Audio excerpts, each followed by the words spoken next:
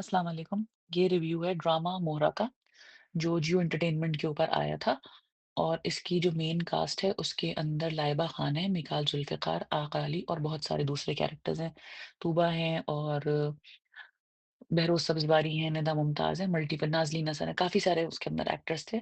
Overall drama अच्छा था क्योंकि प्लॉट उसका अच्छा था, लेकिन उन्होंने उसकी किस्तें इतनी ज़्यादा बना दी थी, इतनी एपिसोड्स बना दी थी कि वो एंड करना जो है मुश्किल हो गया था।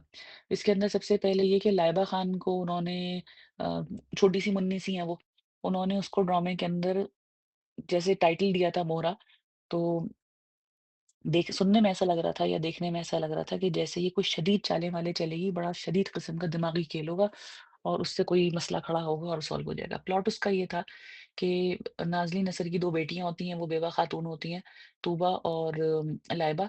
और इनके यूनिवर्सिटी के अंदर झगड़ा हो जाता है आगा अली से और वो फिर तूबा से बदला लेते हैं और प्यार के जाल में उनको फँसाते हैं और उसके बाद शादी करते हैं और शादी करके उनको अगले दिन डिवोर्स दे देते हैं।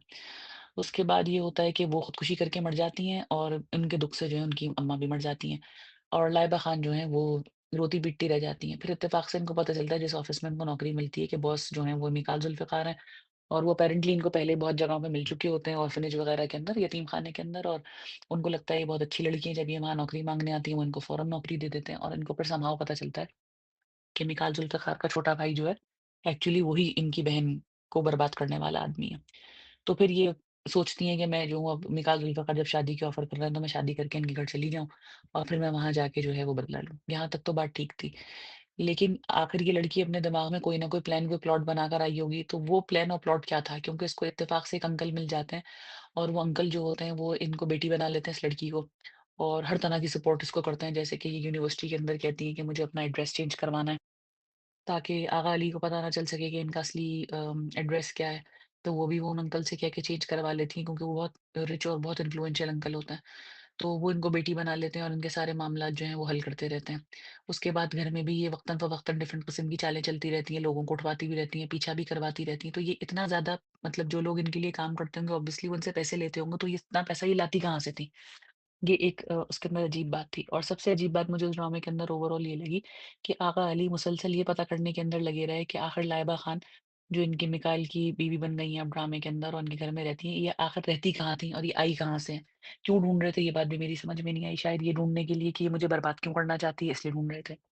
और ड्रामे में उन्होंने ये बात दिखाई कि घर की नौकरानी जो है वो लाइबा खान के मोहल्ले में उनकी कोई रिश्तेदार रहती थी और वो आके इनकी सास को बता देती है, यानी निदा मुमताज़ को ये बात बता देती है कि आपकी बहू जो है वो तो मेरी रिश्तेदार है, उसके मोहल्ले में रहती है। तो ये बुला के उनको बहुत ज़लील करती हैं कि तुम बहुत छोटे मोहल्ले में रहती थी और तुम्हारी बहन इस तरीके से जो है शादी से पहले प्रेग्नेंट हो गई थी और फिर उसने खुदकुशी कर ली थी और तुम्हारी माँ भी मर गई थी। और ये बड़ा घबरा जाती हैं और कहती हैं कि मिकाल जुल्फ़िकार को ये बात ना बताई जाए और फिर वो बता देती हैं और झगड़ा होता है वगैरह-वगैरह। तो ये इतनी बड़ी सच्चाई जो थी जिसके को आगा अली ढूँढते थक गए और उन्होंने आखिरी या सेकंड लास्ट एपिसोड के अंदर उसकी कब्र के ऊपर गद्दे लगवाए, तो ये हैरान हो गए पढ़ के और गिर गए और रोने लगे, पीटने लगे।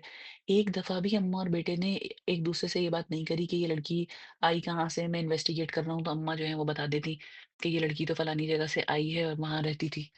एक दफ़ा भी ये बात नहीं हुई, तो ये चीज़ जो है उसके अंदर बहुत ऑकवर्ड थी। ओवरऑल देखा जाए तो ड्रामा मुनासिब था, सिर्फ़ बात वही है कि अच्छा प्लॉट होने के बावजूद एक तो ये कि नाम थोड़ा-सा मिसलीडिंग था, क्योंकि जैसे मैंने कहा कि सुन के ऐसा लगता है जैसे कोई बहुत ही शदीद किस्म का दिमागी खेल होता है, ऐसा दिमागी खेल नहीं था। मोरा-वोरा उसमें कोई नहीं था, कोई चालबाज़ या इस तरह का कोई नाम उसका रख देते, ज़्यादा मुनासिब होता। लेकिन इस चैनल की हर ड्रामे का प्रॉब्लम यही है कि कहानी कितनी भी अच्छी हो, प्लॉट कितना भी अच्छा हो, एक्टिंग, म्यूज़िक कोई चीज़ कितनी भी अच्छी हो, लेकिन ये उसको इतना ज़्यादा खींच देते हैं कि जो एक इंटरेस्ट होता है ना, वो खत्म हो जाता है, खूबसूरती खत्म हो जाती है प्रोजेक्ट की।